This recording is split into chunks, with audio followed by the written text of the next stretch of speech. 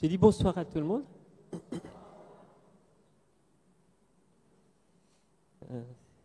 Vous n'aviez pas compris quand la sœur parlait de l'homme qui était à côté de la Bible? Tu as supposé. Je me suis... Oui, dès l'instant où j'ai compris. Pour la simple et bonne raison générale, quand j'arrive dans une église, dans un district où j'ai la responsabilité, je leur dis, bon, j'aime mon nom. J'aime mon nom parce que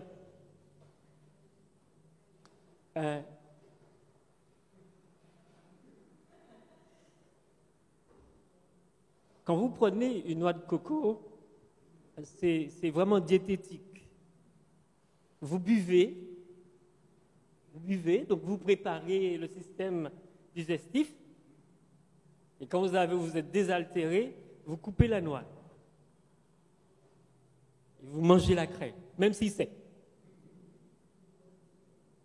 Et quand vous avez fini de faire tout cela, vous pouvez faire la décoration avec le reste.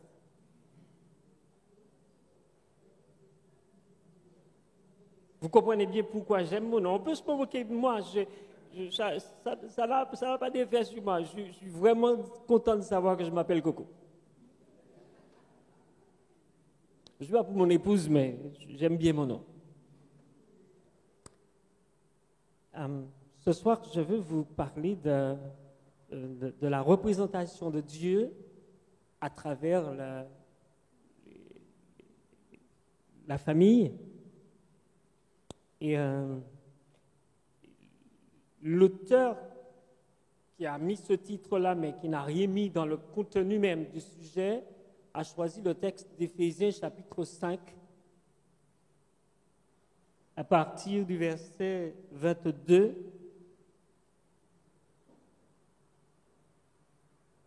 Mais ce paragraphe-là qui commence au verset 22 jusqu'au verset 31, si je ne m'abuse, 33 plutôt,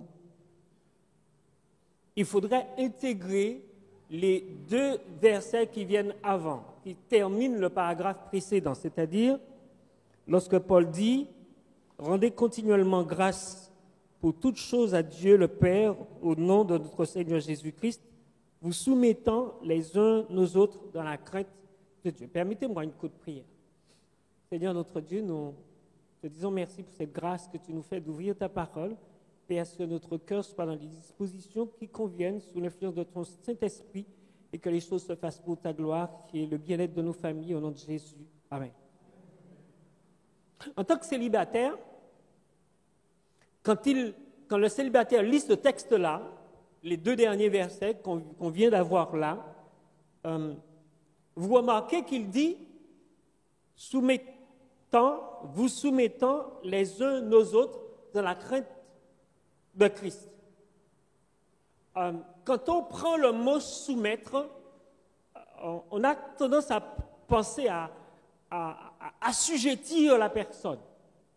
Ce que Dieu nous demande là, dans ce verset-là, nous soumettons les uns aux autres, c'est qu'on apprenne à obéir quand on se dit certaines choses. Ce n'est pas soumettre, assujettir, en faire un esclave.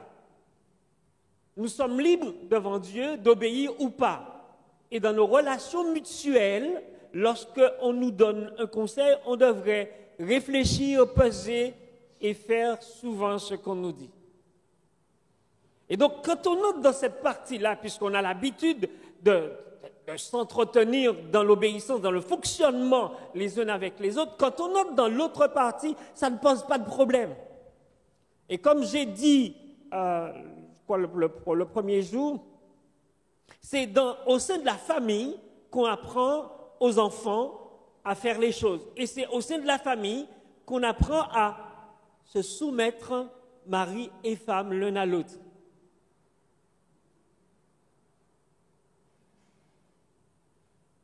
Vous avez entendu ce que j'ai dit? Parce que, en fait, dans la famille, et permettez-moi de vous déranger ce soir, il y a une lutte de pouvoir. À qui va tenir la barre? Et vous vous rappelez, je vous ai dit, tout compte fait, quand on réfléchit, on regarde bien, c'est en fait la femme qui tient la barre. Hein. Vous vous rappelez que j'ai dit ça?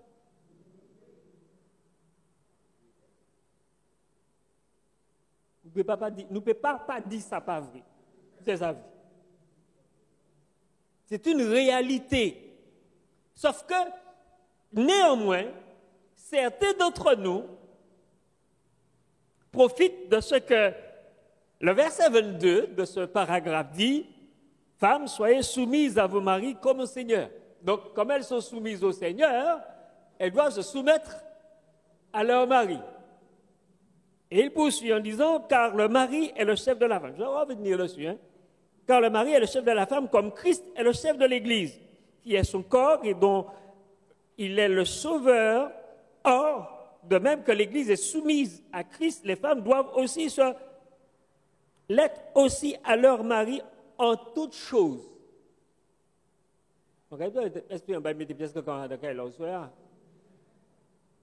Marie, aimez vos femmes, comme Christ a aimé l'Église, et s'est livré lui-même pour lui, afin de la sanctifier par la parole, après l'avoir purifiée par le baptême d'eau, afin de faire paraître devant lui cette Église glorieuse, sans tache, ni ride, ni rien de semblable, mais sainte et irrépréhensible. C'est ainsi que les maris doivent aimer leurs femmes. Vous avez entendu? Comme leur propre corps. Celui qui aime sa femme s'aime lui-même. Car jamais personne n'a haï sa propre chair, mais il la nourrit et en prend soin comme Christ le fait pour l'Église.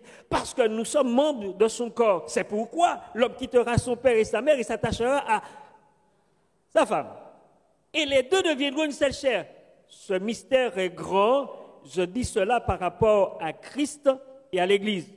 Du reste, que chacun de vous aime sa femme comme lui-même et que la femme respecte son mari. Combien de fois est-il dit à l'homme d'aimer sa femme? Combien? Plusieurs fois, mais combien de fois? Vous n'avez pas compté 4 fois.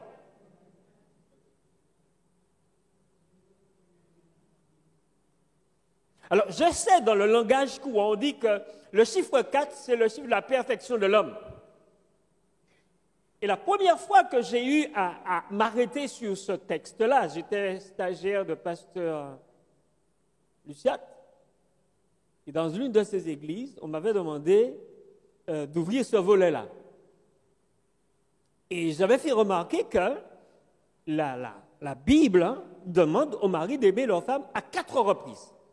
Et j'avais posé une question, et j'ai été surpris de la réponse. Pourquoi Dieu demande à l'homme d'aimer sa femme et jamais à la femme d'aimer son mari? Vous avez remarqué ça?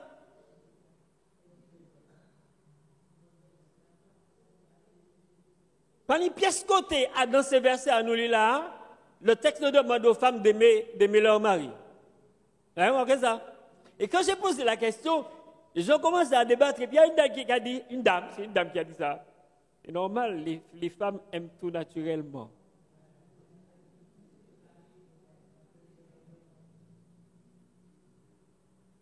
Je ne sais pas si c'est vrai, je ne suis pas dans le cœur des femmes. Je n'ai pas dit ce qu'elles ont dit n'est pas vrai. Mais je ne suis pas dans le cœur des femmes, je ne sais pas si c'est vrai. Mais parfois, quand on regarde ce qui se passe dans les foyers, on se pose la question. Pourquoi? Parce que quand j'ai eu mon premier district en quittant Pasteur Luciat, je suis tombé dans la zone là-haut, là. J'ai été surpris d'apprendre une maman qui a laissé 4 enfants pour son mari, elle s'est barrée. Pas des enfants qui sont déjà, je dirais, adolescents. Ce sont des enfants qui sont tout petits. Comment une maman qui aime son mari, qui aime ses enfants, les abandonne là, et le gars travaille toute la journée. Il lui faut les préparer le repas, et rentrer le soir pour le récupérer à l'école. Et parfois, quand il ne peut pas, parce qu'il travaillait loin à l'époque, il fallait qu'il demande à quelqu'un de récupérer les enfants à l'école pour lui. Vous comprenez bien que lorsqu'on me dit ça, je dis oui, mais il y a toujours des exceptions. Et je voulais sérieusement qu'on réfléchisse à cela. Pourquoi Dieu demande à l'homme d'aimer sa femme à 4 reprises, mais jamais à la femme d'aimer son mari? Par contre, Dieu lui demande de respecter son mari. Vous avez suivi ça? Mais ça ne veut pas dire, parce que Dieu demande à la femme de respecter son mari, que l'homme ne doit pas respecter son épouse.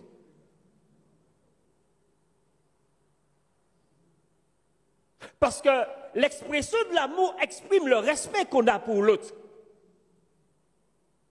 Et quand vous suivez bien ce que le texte dit, j'ai une fois, lors d'une invitation dans une église dans le Nord,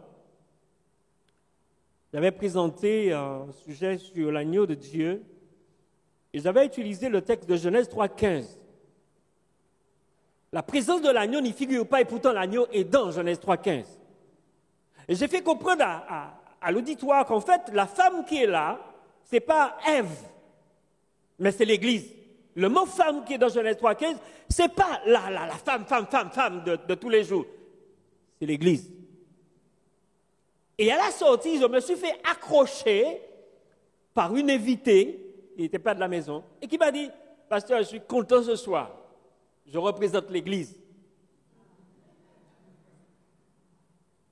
Dieu a choisi l'image de la femme pour représenter l'Église. Alors, on va transformer le texte ce soir. Voici ce qui est écrit. Femmes, l'Église, puisque vous représentez l'Église, soyez soumises à vos maris comme au Seigneur. Et si on est soumis au Seigneur, il n'y a aucun problème dans la relation avec notre mari, n'est-ce pas? Ah ben, elle a été bloquée là-bas. Elle a été bloquée là net. Car le mari est censé, dans son rôle de chef, protéger la femme. Non? Pas d'accord avec moi. Et observez, il dit, comme Christ est le chef de l'Église, qui est son corps et dont il est le sauveur. L'homme devait se poser autour de son épouse comme étant, il ne doit pas la sauver, mais la protéger. Non? Aïe. Or, de même que la femme est soumise à Christ, les femmes aussi doivent l'être à leur mari en toutes choses. Et frères et sœurs, le conflit du pouvoir qui est dans les foyers est une réalité. Parce que chacun veut tirer le drap de son côté. Et comme chacun le tire en même temps, parfois le drap se déchire.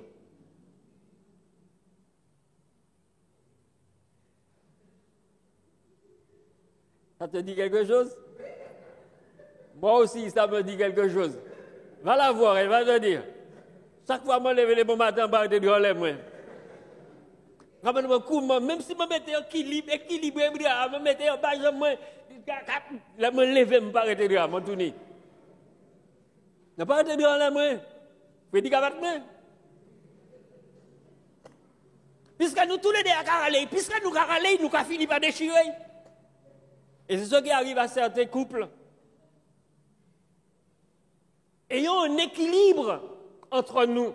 Nous sommes des êtres humains. Et souvent, je me pose la question, mais comment nous servons un Dieu tout-puissant, il n'y a rien que Dieu ne puisse faire. Comment deux personnes qui ont pris la décision de se marier, de vivre ensemble, de partager leur existence, elles n'arrivent pas à vivre ensemble. Quand vous passez au verset suivant, je vais vous raconter quelque chose. Je ne sais pas s'il faudra que mon épouse se bouche les oreilles, mais là, j'ai entendu, c'est pas grave. Le verset 25 dit, on l'a lu, Marie, aimez vos femmes, comme Christ a aimé l'Église, et s'est livré pour elle, lui-même pour elle. Vous observez ce qui est écrit là? Je dois aimer mon épouse jusqu'à mourir pour elle.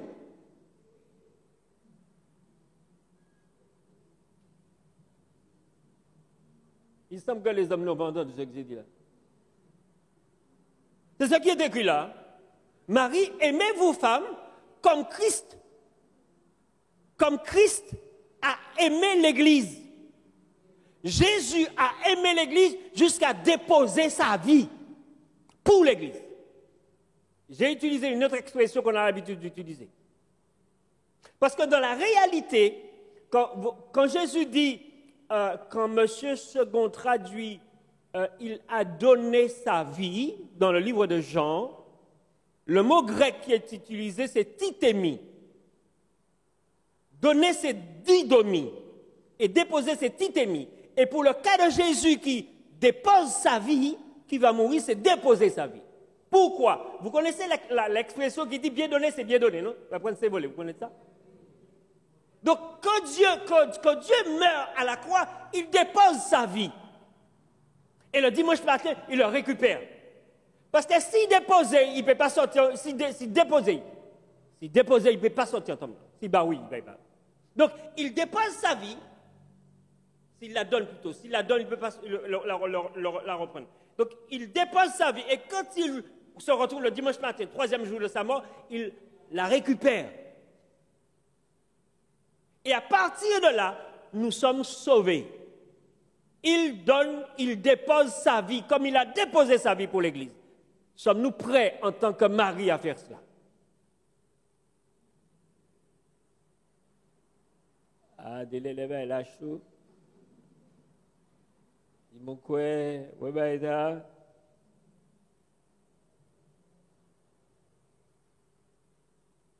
En quoi mon cœur allait quand notre moi à terre?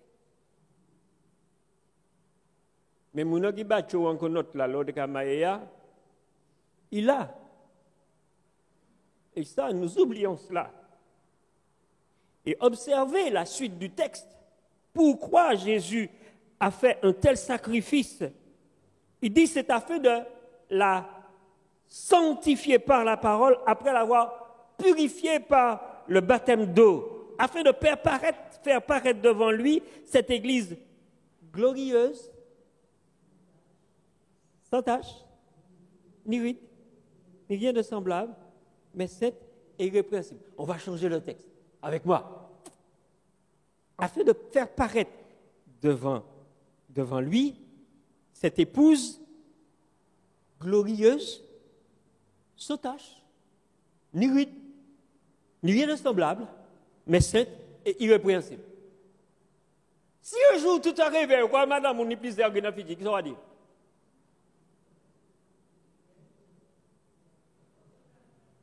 Si un jour, vous levez, et pourquoi quand madame, vous voyez une pizzerie d'enfants, on va dire. Parce que ce qui est écrit là, le texte dit, Jésus a déposé des rides. Ouais, là, il faut rapplier là. Le texte dit que Jésus a tant aimé l'Église qu'il s'est livré pour elle afin de la sanctifier par la parole, après l'avoir purifiée par le baptême d'eau, afin de faire paraître cette Église, cette femme, ta femme à toi, afin de la faire paraître devant toi, glorieuse, sans tache, ni ride, ni rien de semblable, mais sainte et irrépréhensible. Alors, soit madame ou ni, deux, trois plis en fond, posez quoi question, qui ça qui passe?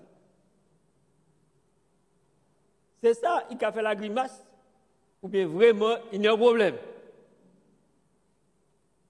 Parce que la logique veut, il dit, je dois aimer mon épouse exactement comme il a aimé l'Église.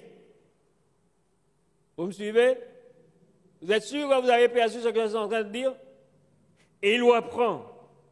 C'est ainsi que les maris doivent aimer leurs femmes. Il faut que chaque fois qu'on regarde les madame, il va les pièces qui n'ont fini.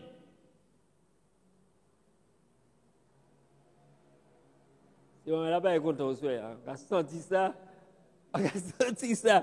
Chaque fois, regardez, il ne faut pas une ride fini parce qu'il dit, c'est ainsi que les maris doivent aimer leurs femmes comme leur propre corps. Si tu prends soin de ton corps, tu dois prendre soin de ton épouse, exactement comme Christ prend soin de toi. Celui qui aime sa femme Donc, souvent, même madame, ou boire mes corps. Ce n'est pas le moment d'attraper le hockey. Hein? Souvent, même madame, je ne t'aime pas non plus, mon cher. C'est une règle établie entre les êtres humains, simples êtres humains. Et Dieu me demande jusqu'à aimer mon ennemi. À combien plus forte raison, celle avec laquelle j'ai traité alliance devant Dieu. Vous voulez que je reprenne ça? Le texte me demande, comme Jésus a fait, je dois aimer mon épouse. Parce que si je n'aime pas mon épouse, je ne m'aime pas non plus. C'est que j'oublie une chose quand j'agis comme cela, c'est que chacun de son côté en tant que célibataire court pour le salut. Mais quand j'épouse cette femme-là que j'ai épousée, normalement nous sommes deux à courir en même temps pour le salut. Je dois lui donner un coup de main et comme elle doit me donner un coup de main. Et c'est dans cette relation-là que l'amour apparaît vraiment. À ce niveau-là, avec mon collègue pasteur Lambert, il m'avait demandé une participation à un séminaire au François, c'était sur la famille. Et ce jour-là, c'était un sabbat, et il avait fait une présentation et je devais passer après lui. Et puis, en pleine présentation, il sort un verset que je connaissais très bien. C'est dans 1 Corinthiens 13 où il dit « La charité ne périt jamais ». Et je disais à une jeune qui m'a appelé hier soir tardivement, justement, dans un problème relationnel, je crois l'avoir dit dimanche dernier, l'homme n'est pas producteur de l'amour. L'être humain, je crois que c'est samedi que j'ai dit ça, est foncièrement égoïste. La seule chose qu'il souhaite et qu'il veut, c'est de profiter de l'autre.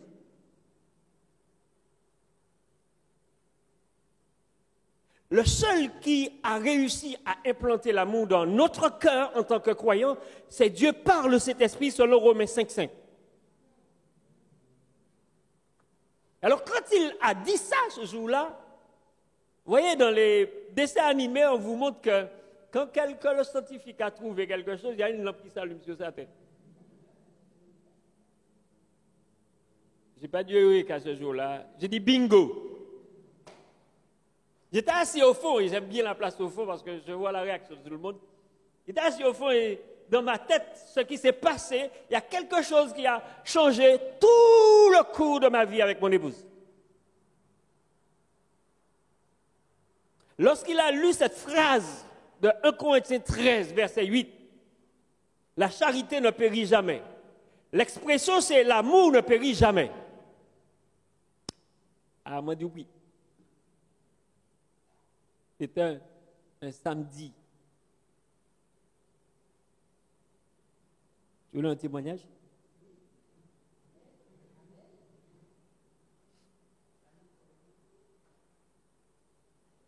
Dès ce jour, chaque matin, quand je la prends dans mes bras, par-dessus son épaule, je faisais une prière. Mais elle ne le savait pas. Vous voulez la connaître, le contenu de la prière? Et jusqu'à ce matin, je l'ai fait encore. Mais chaque matin, quand je la prends dans mes bras, je fais cette courte prière-là. Elle ne l'a su que des années après. Parce que c'était comme un soir comme cela dans une église que j'avais dans le Nord. J'ai raconté cette expérience-là au couple qui était présent. Le suspense est là. Hein? J'ai appris avec les Américains. Ils coupent la chose là et puis vous donnez autre chose pour revenir au sujet.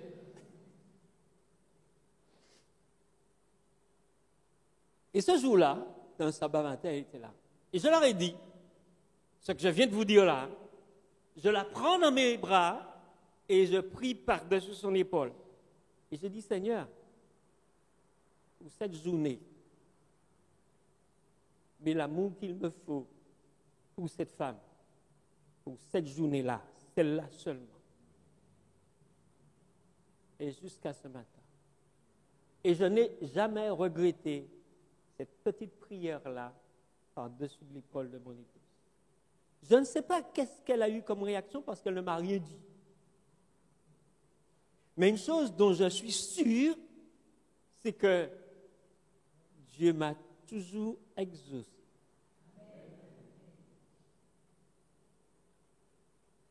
Et je suis sûr que Dieu remplit mon cœur d'amour pour mon épouse chaque jour. Alors certains cherchent comment aimer l'autre. C'est ainsi que les maris doivent aimer leur femme comme leur propre corps. Celui qui aime sa femme s'aime lui-même.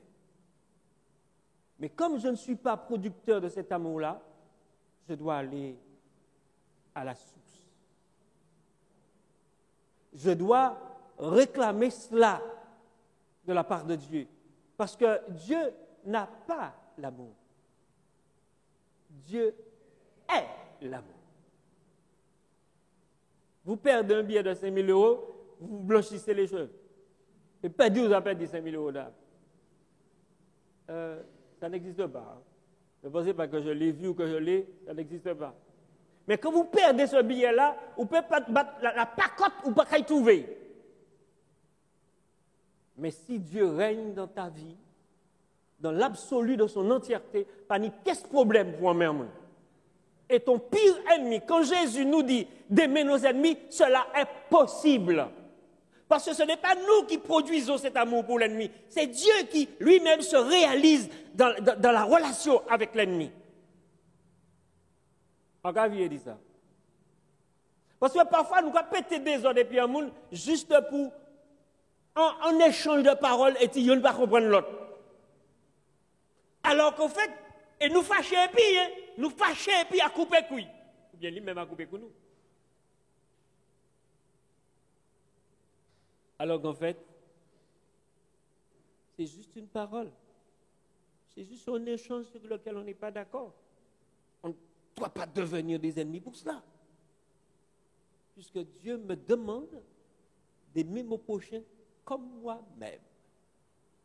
Vous suivez? Donc, que mon épouse soit mon épouse, mais elle est aussi mon prochain.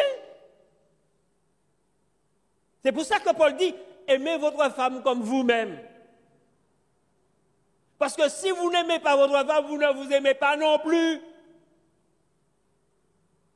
Mesdames, vous aussi, oui. Les hommes sont en train de trinquer là, mais vous aussi. Ce n'est pas seulement les hommes qui s'en vont, mais les femmes aussi s'en vont. Il y a une expression créole qui dit homme c'est oui à peine doux et femme c'est châtaigne.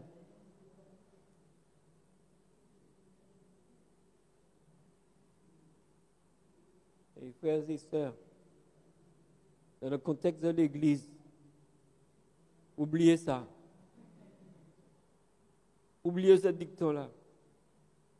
Parce que Dieu nous a donné ce qu'il faut pour vivre ensemble dans l'esprit du pardon, de la réconciliation, dans l'esprit de la relation l'un avec l'autre, même si on n'est pas d'accord, mais ça ne fait pas de nous des ennemis dans la maison. Au contraire, ça montre bien notre différence. On priait tout à l'heure pour la différence. Oui, la nécessité de respecter l'autre dans sa différence. De toutes les façons, Dieu a conçu l'homme différent de la femme et la femme différente de l'homme. Nous ne sommes pas identiques et nous pensons différemment. Sauf que j'ai parlé des musiciens qui étaient là avec les chants. Vous vous rappelez samedi matin? Il faut qu'ils s'accordent pour donner quelque chose d'agréable et qu'on dise Amen après. C'est la même chose. Dieu veut qu'effectivement, les hommes et les femmes qui ont pris l'engagement de vivre jusqu'à son retour ensemble. Il va parler de la mort, hein. On n'allait pas dire qu'il va parler de la mort. De vivre ensemble jusqu'à son retour. Ils doivent respecter cet engagement-là. Parce que la suite du texte dit, car personne n'a haï sa propre chair. Qui veut se mettre un couteau et l'enfoncer dans la gorge? Personne. Aucun chrétien ne ferait cela. Mais il la nourrit et en prend soin comme Christ le fait pour l'Église. Vous voyez pourquoi il ne doit pas avoir des rideaux dans le fond? Dieu prend soin de l'Église. Donc, toi, en tant que représentant de Dieu dans la famille, tu dois prendre soin d'elle, comme elle prend soin de toi. Hein? Parce que nous sommes membres de son corps. C'est pourquoi l'homme quittera son père et sa mère. L'homme quitte maman ou quitte papa, quitte tranquille. Il y a madame pour soin là. Il y a une femme pour, tu dois faire très attention, ne pas casser le...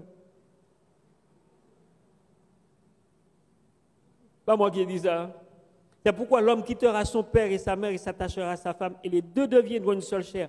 Ce mystère est grand. Je dis cela par rapport à Christ et à l'Église. Néanmoins, si Christ est celui que nous représentons,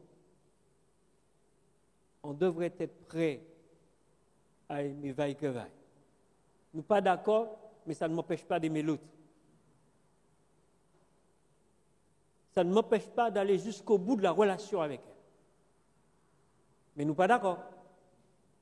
Qu'il arrive un moment, nous avons réfléchi et puis nous avons trouvé une manière pour accorder piano et puis guitare et puis batterie. Non? Quelqu'un a dit, aux hommes cela est impossible, mais à Dieu, nous aimons dire cela. Mais lorsque dans la maison ça ne va pas, nous avons oublié qu'à Dieu, tout est possible. Tout est possible à Dieu.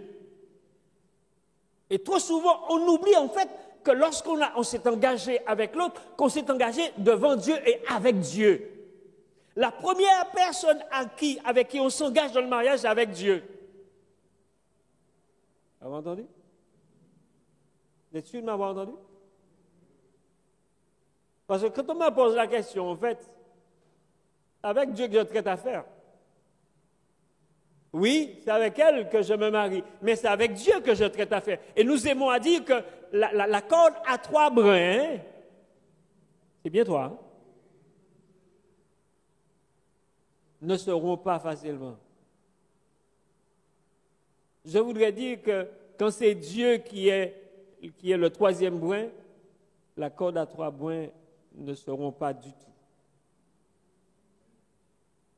Oui, mon cher. Amen. Je termine. Et ce qui est extraordinaire, au verset 25, Paul commence avec Marie, aimez vos femmes. Il termine avec aussi, du reste, que chacun de vous aime sa femme. Et pour la deuxième fois, il le dit, comme lui-même.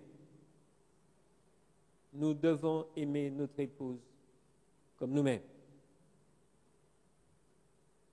Et que la femme respecte son mari. Et quand vous aimez le conjoint, elle ne peut pas ne pas vous respecter. Aïe. Aïe. Je m'attends à ce que les femmes disent Amen. Toi, tu as dit Amen. Et frères et sœurs, nous sommes partis pour le ciel. Nous rêvons marcher sur la mer de verre. Et comme je l'ai dit la dernière fois, l'Église va devancer les chérubins et les 24 vieillards. Mais à cause de nous, Dieu va faire quelque chose d'extraordinaire. Je ne vous dis pas ça ce soir, ce sera pour un autre moment. Mais nous avons tout intérêt à harmoniser nos instruments, à être réel et vrai avec l'autre et à prendre soin de l'autre, quitte à quitter sa vie pour prendre soin de l'autre. Pas moi qui dis ça, c'est la Bible qui dit ça. Je dois prendre soin de mon épouse comme Christ l'a fait pour l'Église. Mais comme tous les deux, nous cherchons l'intérêt de l'autre, l'épouse est prête à mourir aussi pour son mari. Amen. Que Dieu nous bénisse tous.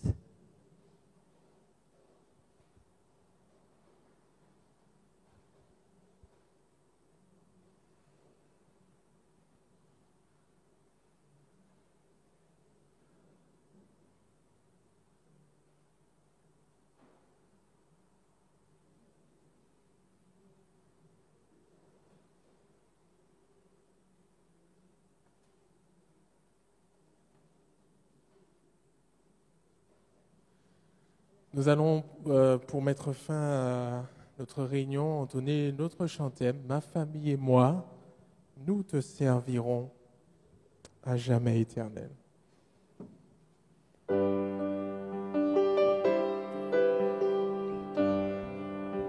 Mettez-vous debout, s'il vous plaît.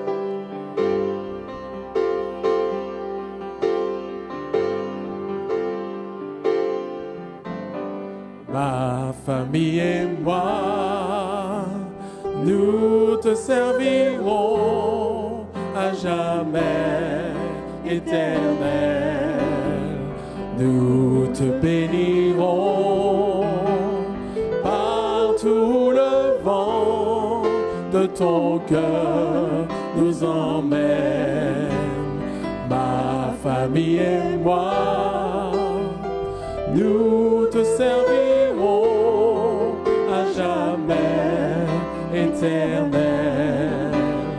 Nous te bénirons par tout le vent de ton cœur nous emmène.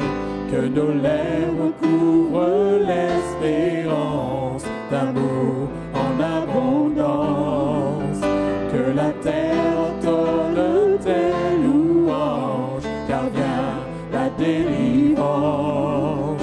Tu es Dieu, tu vaux bien plus que l'argent, que trésor, que diamant. Ta présence dans nos vies est la source qui nous donne le goût de vivre ici.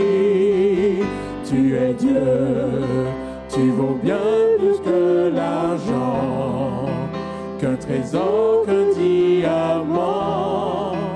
Ta présence dans nos vies est la source qui nous donne le goût de vivre ici. Ma famille et moi, nous te servirons à jamais éternel. Nous te bénirons par tout le vent de ton cœur nous emmène. Ma famille et moi, nous te servirons à jamais éternel.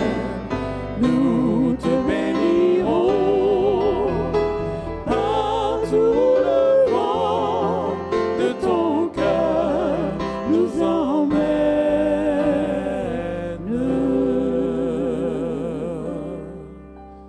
Nous garderons notre position et nous inclinerons la tête pour la bénédiction. Notre Dieu, notre Père, nous voudrions te remercier car tu nous donnes la vie et tu nous permets de venir ici ce soir pour écouter cette parole qui vient de toi directement. Ce soir, nous l'avons entendu et nous avons compris que nous devons être des hommes, des femmes, des maris, des épouses dignes de toi. Permets que nous puissions refléter cet amour seul que toi, tu peux donner. Permets que nous soyons ce réceptacle unique, Seigneur, que nous puissions donner cet amour autour de nous. Garde-nous en ta paix et en ta grâce. Et donne à envoyer chacun de nous ici présents dans nos demeures respectives et que nous puissions revenir vendredi dans ta maison pour te louer et t'adorer. Nous te prions et nous te demandons toutes ces grâces au nom de ton Saint-Fils Jésus-Christ et pour ta gloire éternelle. Amen.